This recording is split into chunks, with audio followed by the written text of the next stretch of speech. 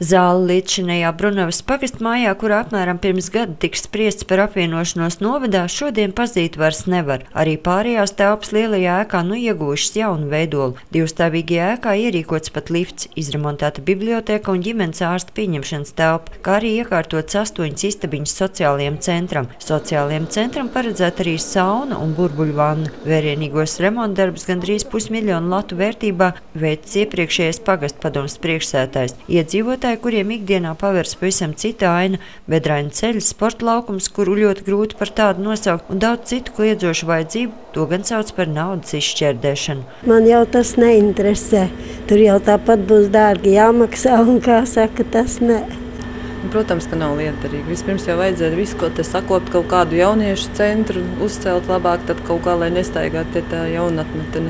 Arī jaunajai pagasta pārvaldei un novada domē bijušā pagastveča sarūpētā dāvana sagādājusi maz prieku. Lielākā daļa līdzekļu ņemti uz kredīta, un tagad par galveno remontu būs jānorēķinās visam novadam. Tas ir jautājums, ko derētu izdiskutēt, un uz to vajadzētu godprātīgi atbildēt arī.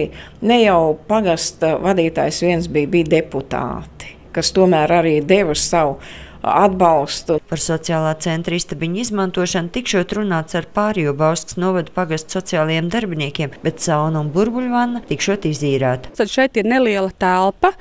Zāle saucamā kluba, kur var klāt galdus un attiecīgi arī, ja nepieciešams, izmantot šo burbuļvanu kādiem saviem viesiem. Es nedomāju, ka tā ir tāda uzņēmējdarbība. Mēs vienkārši ļausim novada iedzīvotājiem izmantot telpas, kas šeit ir sakārtotas.